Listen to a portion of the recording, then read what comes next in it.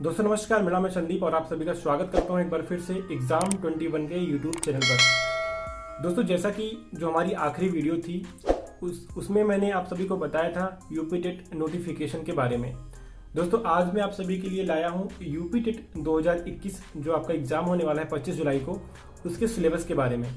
किस तरीके से आपका एग्जाम होगा, कौन कौन से सब्जेक्ट हैं, सारी चीज़ों के बारे में विस्तृत चर्चा आपको इस वीडियो में मिलने वाली है। तो आप लोग इस वीडियो को शुरू से लेकर के लास्ट तक देखिएगा।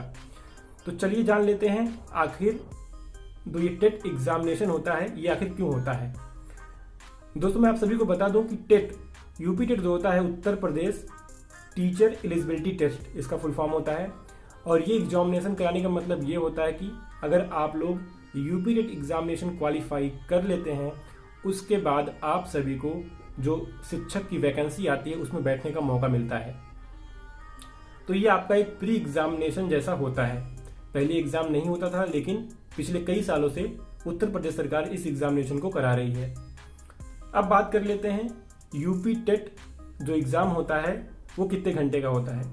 तो सबसे पहली बात मैं आप सभी के लिए ये बता दूं कि जो लोग ग्रेजुएशन के बाद बीएड कर चुके हैं या फिर बीएड उनका 1 साल कंप्लीट हो गया है, वही लोग यूपी टेट की वैकेंसी में जो यूपी टेट का आपका एग्जाम होगा उसमें इन लोग बैठ सकते हैं।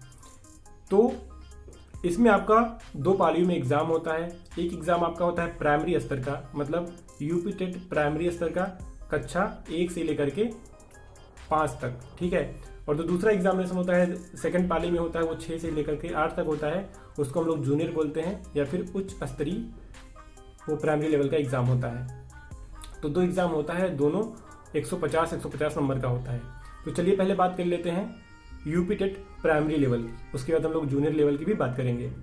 तो यूपी टेट प्राइमरी लेवल में आपका 150 नंबर का आपका एग्जामिनेशन होता है। आपके 5 सब्जेक्ट होते हैं। कौन कौन से सब्जेक्ट है उसके बारे में बता दूं तो आपका पहले तो हिंदी होता है और इंग्लिश होता है। आप इंग्लिश के स्थान पे संस्कृत भी ले सकते हैं, ये आपकी चॉइस है। आप संस्कृत लेते हैं कि उर्दू लेते हैं, इंग्लिश लेते हैं, कुछ भी आप ले सकते हैं।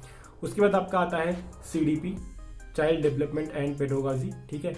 उसके बाद मैथ, एनवायरनमेंट, ठीक है। तो ये 5 सब्जेक्ट आप जो है आपको लेना पड़ेगा अगर आपको यूपी टेट एग्जामिनेशन देना है। तो ये मैं प्राइमरी स्तर की बात कर रहा हूँ। अब बात करते हैं जूनियर स्तर की।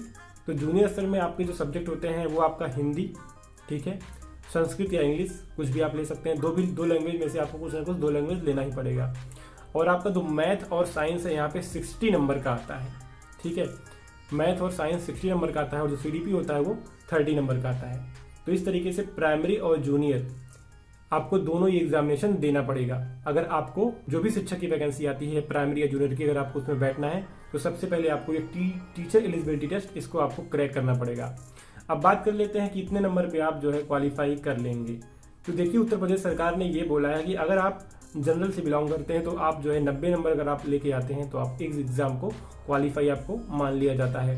अगर आप ओबीसी से बिलोंग करते हैं तो आपको लगभग 82 नंबर आपको लाना पड़ता है। 150 में कोई भी माइनस मार्किंग नहीं होती है, ये भी मैं आपको बता दूं। तो 150 में अगर आप लोग 90 नंबर ले आते हैं तो आप लोग जो है शिक्षक वैकेंसी के लिए क्वालिफाई कर जाते हैं। तो ये सारी चीज़ें थी दोस्तों, मैंने आप सभी को बता दी।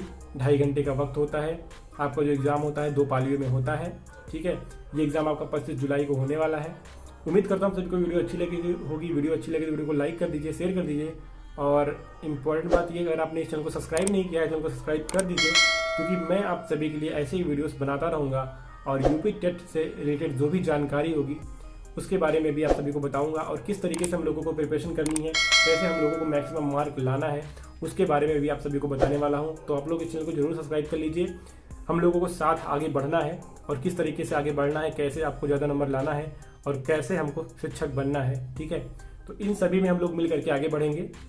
तो मिलते हैं अगले वीडियो में एक नए टॉपिक के साथ। तब तक के लिए नमस्कार।